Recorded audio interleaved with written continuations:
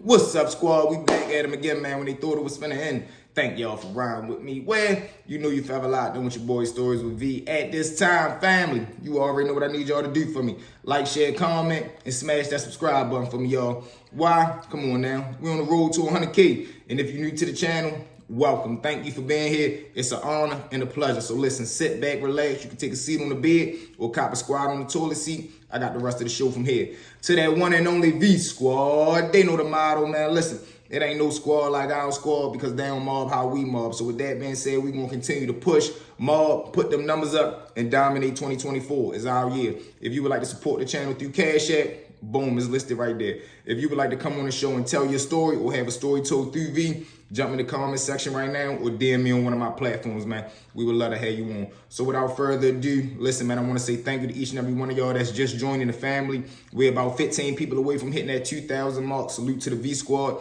Like I tell y'all, man, we're a family here where we come together each and every day to tell an entertaining story, sit back, relax, vibe, laugh, and take each other's mind away from whatever we got going on from a few minutes. And also try to prevent one person from ever spending one night inside that cell. So without further ado, let's jump into the V-Mob shout outs of the day, man. Let's get it.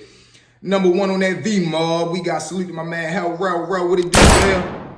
Number two on the V-Mob, we got salute to my man, Kenneth Bell. Kenneth, what it do, bro? Number three on that V-Mob, we got DeJuan Evans. Juan, what it do, baby? And number four on that V-Mob, we got Whisper, man. Salute to my man, Whisper. Keep it a secret, I got us from here. Let's go, man. So without further ado, let's jump straight into it, y'all. It's Mr. Three-piece himself. What's going on with y'all on this good Sunday? Blessful Sunday, man. Let me give y'all a 5 3-piece and get out y'all way. Let's jump into it. Story number one. Now, man, story number one, like I tell y'all, is always going to be the smallest incidents that always escalate into the wildest problems, and it be for the dumbest reasons. So, boom, right?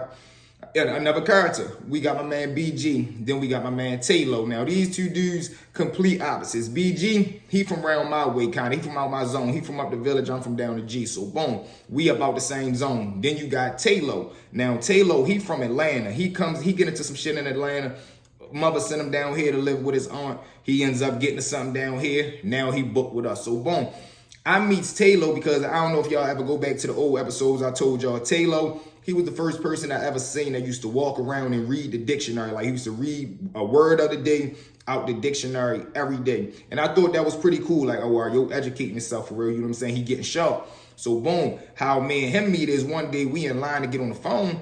He asked me something about George Jackson. Now, granted, he know I be on my revolutionary time. Saluting, rest in peace to the good man George. So, boom, we start rapping about that. Next day, we start talking. Boy, what's the word of the day? He'll always give me a word of the day. So naturally, we just start talking and forming a bond. You get what I'm saying? Now, BG, man, him cool on just soldier time. We both two militant young men. We both come out that zone 29. So we just got a natural vibe with each other. We both carry it the same type way. You get what I'm saying? So boom, man, him already cool, but he don't like Taylor. Why don't he like Taylor? Because he feel as though he a nerd. No other reason. I asked him, like, why you don't like Taylor? Because he always walking around reading and shit. Who he think he is, man? He always acting like he's smarter than everybody. So granted, he don't like Taylor because Taylor is trying to educate himself. Wildest reason in the world, but like I tell y'all, it's always the wildest reasons that lead to these type of things. Boom, so one day we in there. Now, during this time, I don't know nothing about Instagram neither. So I told y'all I got the little staff dude, Britt. He bringing me the phone and shit. So he comes in this day. I get the phone. So I'm over there, man, Karan. Now, Karan, he already know about Instagram. He just coming up the camp from off the streets from down to jail. So, boom, he comes up there. I'm telling him, look, man, I got a phone, man. Karan ended up getting cool. So he putting me on Instagram. So he like, man, you got to make one. You got to make one. So, boom, we over there chilling on the bunk. Throw the curtain up. He teaching me how to make the Instagram shit. So I keep peeking out the bunk, looking over, making sure ain't no COs and nothing walking by. So out the blue, I just hear BG talking to Taylor, talking about, hey, yo, hey, bookworm, hey, bookworm. So Taylor leaned his head out the bunk. He standing up, man, who you talking to? So BG like, man, I'm talking to you, man. He like, shit, what's up? He like, come here real quick. So he comes over there. So now BG talking to him like, yo, why you always walking around reading the dictionary? He like, you know, I'm just trying to keep myself sharp for real. So he like, what you think, you better than everybody in here? He like, no, I don't think I'm better than nobody. He said, but I thought you said you was thugging uptown. He like, I mean, I never said that. He said, I mean, you locked up. What you locked up for? So Taylor tells him what he locked up for. I don't even know why Taylor was entertaining BG and this nonsense during this time, right? So BG just keep picking with him, Man, I thought you was thugging. Now, granted, Taylor do other little wild stuff that make himself vulnerable while being locked up. And when I say that, I mean stuff like this. He would go around and ask dudes that he knew or thought, or he knew they sold drugs because they had a drug charge, you get what I'm saying? So boom, he would go around and ask these type dudes, what do certain type of drugs weigh? How much do it cost? What is you supposed to sell it for? How much he supposed to buy for? I lie to y'all now, I swear to God.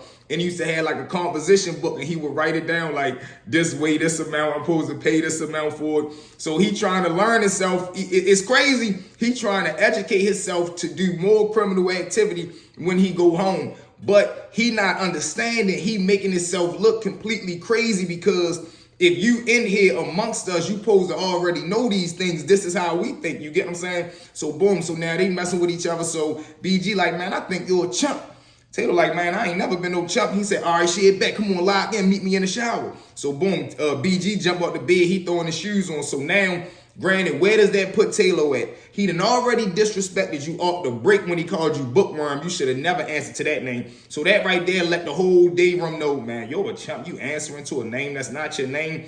Now he asking you, he pressing you about your charges. He asking you why you carry it the way you do. He basically just playing with you. He asking you a lot of questions that's violations while you locked up. And just to my manhood, like, why you asking me about my charge? What, you the police?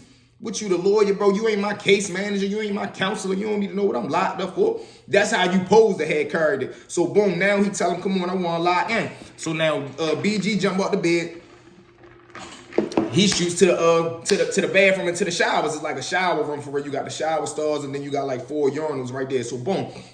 He's shooting down. Of course, everybody instigators, chatty patties. Everybody slowly but surely not trying to make it too hot, but everybody making their way to the bathroom, you know, to see what's going on. So now Taylor, I can tell Taylor heart beating through his chest. Granted, I'm over there on my bunk with Karan trying to figure out this Instagram thing so I can send some messages to the free world. They interrupted me with this nonsense. So now I hear Taylor like, hey, V. So I lay my head, I'm like, what? He like, yo, come here real quick. Yo, come here. So I'm like, I give Karan the phone. I'm like, yo, finish setting it up for me, bro. I want my, my username to be this, that, and the third. I'm getting everything together. I'm getting ready to take me some pictures live from the joint. Y'all know how it go. So I come out there. I'm like, yeah, what's up? He like, man, come down here with me. Your man BG tripping. Yo, just called me out. Tell me come to the shower. You want to fight? This, that, and the third. Well, I'm like, man, go fight. What you mean? Because now in my head, I'm not understanding what you coming to me for. If the man tell you he want to fight, it ain't nobody on earth that should be able to stop you from going down there and handling your business. He called you out, and we got another story coming about that. I cannot stand when somebody do something to you and you go get another person. That will never change what that person did to you. Never. So boom, I tell him, man, go ahead, man, get your shoes on. We break going down there. I mean, I'll go down there to make sure don't nobody jump you or nothing. But you gonna fight. If you plan on continuing being my homeboy, you gonna have to fight. You gonna stand up for yourself, bro. I don't roll with chumps. He like, all right. So he goes over to his bed. Boom. He put his shoes on. He goes down into the shower room. So now we get into the bathroom for real. It's like a bunch, like little kids. Everybody in a circle. BG just right there. He got his shirt off. Now mind y'all, BG not big at all. He tall, but he not cocky. He's skinny for real. So Taylor short, but he got a little weight on him, but he don't got the heart. So these are the mental games that people play on back there.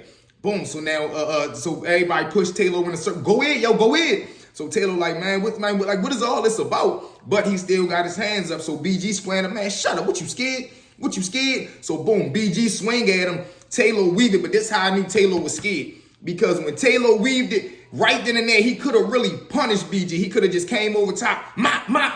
But when he moved, he want to keep talking, man, come on, yo, chill. BG turn around and he just charge him. When he charge him, he go up under, scoop him. Boom. Now, when he drop him, in my mind, Taylor let him beat him up because he must have been scared something was going to happen, even though I told him I wasn't going to let nobody do nothing to him. But in my mind, I'm guessing Taylor just ain't want to fight back because Taylor let him slam him. Boom. When he drive him to the ground, Taylor just ball up. When he ball up, BG just get the, crushing him. Mop. Told you, boy. Mop. Knew you was a chump. Mop. He get the, wearing them all out. And Taylor ain't get up. He ain't swing back. He ain't kick to try to stop the hits or nothing. He just balled up, laid right there, and took what came his way. Needless to say, I didn't really kick it with Taylor no more. I ain't let nobody chump him out.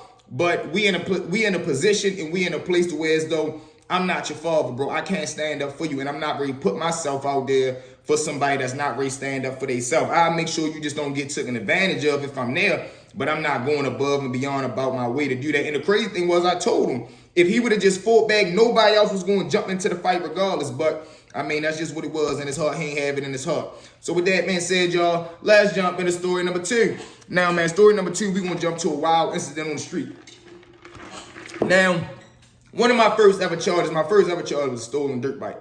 But my second one was we had a crazy stolo run. So one day, I'm coming home from practice. So I'm supposed to be going home, but I'm like, man, forget that, I ain't going home. Let me go down the way real quick. Boom, I shoots down the way. Now, when I get down the way, I lie to y'all not. It's like 5 Dodge Caravans parked. I told y'all in our projects, we got it's 4 courts, and then you got the courtway. So when I turn into the first court and start driving up the courtway, I pull into the top court. All you see is 5 Dodge Caravans, doors open, side doors open, headlights on, people hanging out the vans, smoke coming out the vans, everybody just out there running around chilling. So I jump out the car that I'm in. I'm like, man, what's going on around here? So boom, I see my man Word right there. So I'm like, what the fuck going on? Mind y'all, I told y'all the story about James. Now, James, he really started the Stolo way during this time because him and TJ was going out to the county, getting these vans, bringing them back down the way, and they driving around. So now everybody around the way like, oh no, we need cars during this time. We need to get us a van.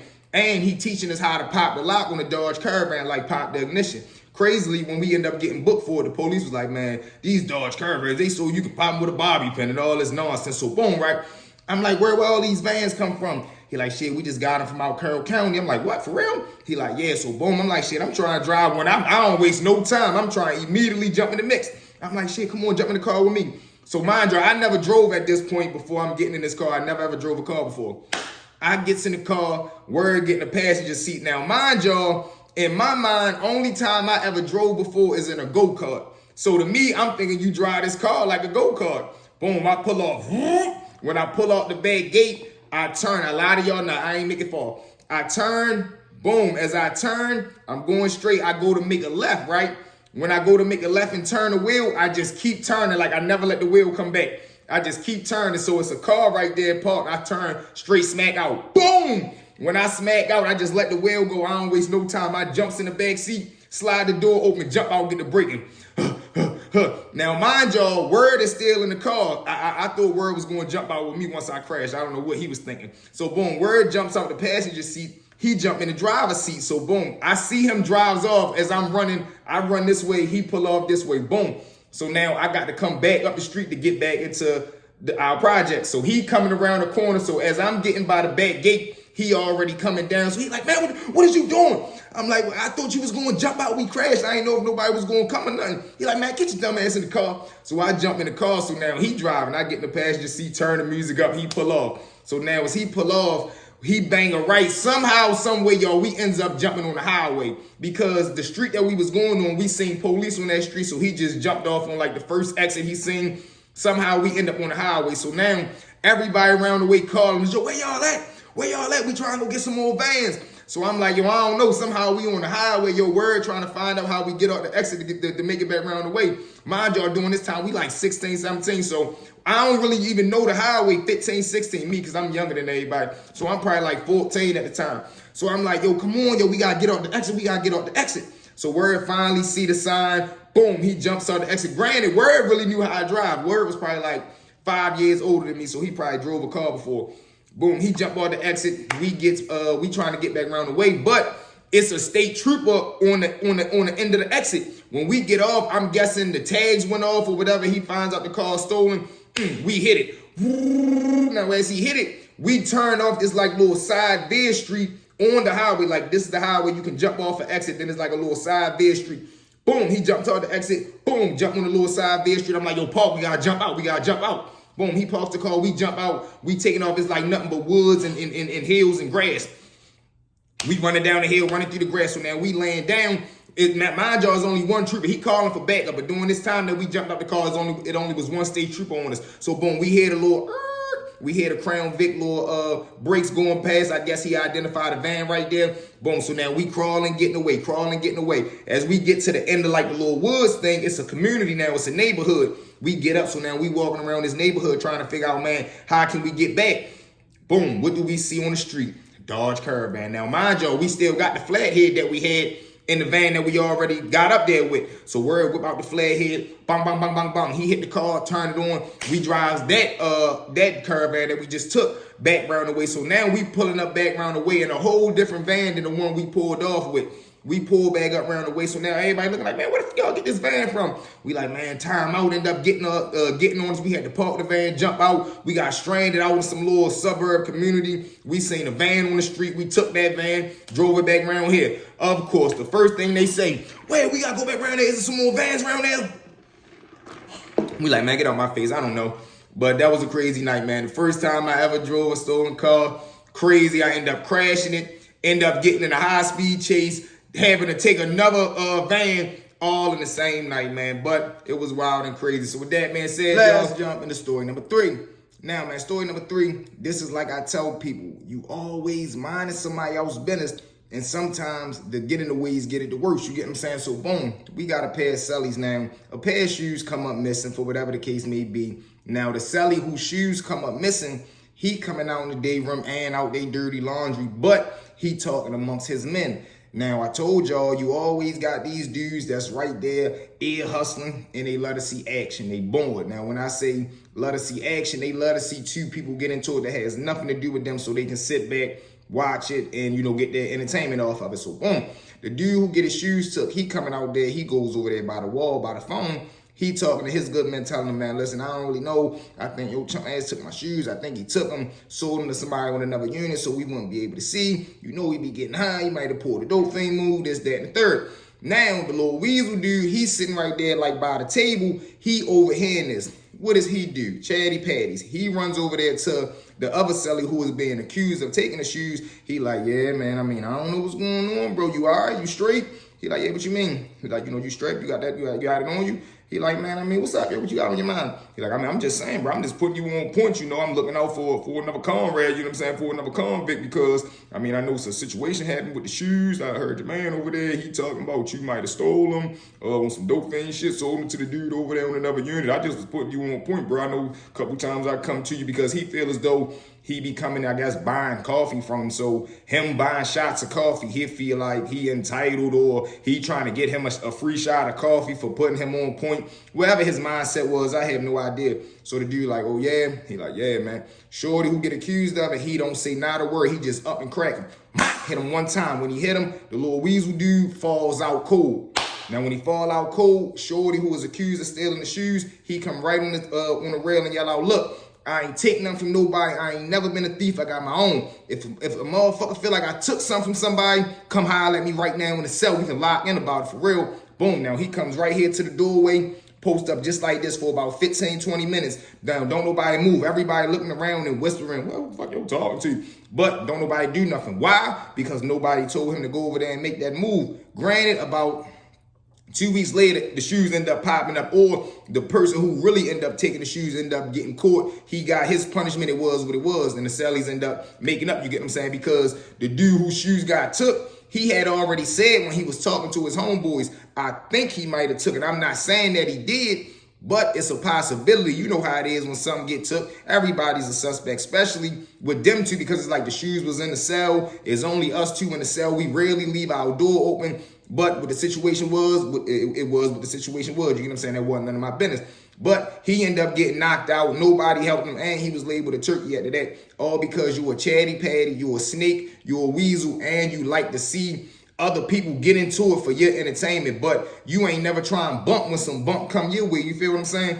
But you know how I go, man. So with that being said, family, you know what it is. Thank y'all for riding with me. Well, you know you fell a lot done with your boy Stories with V. At this time, one more time for me, family. Check y'all status, man. Make sure y'all like, share, comment, smash that subscribe button. Y'all listen, if you would like to support the channel through Cash App, boom, it's listed right there. Let's see who can be the next supporter. Salute to my man Dwayne, man, for reaching out. Good job, champ. Also, man, listen, we got so much more coming for the channel. I love y'all. We 15 people away from hitting that 2,000 mark, so let's get there. Make sure everybody at this time, man, like the video. Boom. Everybody at this time, drop a comment. Boom. Thank y'all, man. I love y'all. AV Squad, we out. Let's go. Boom.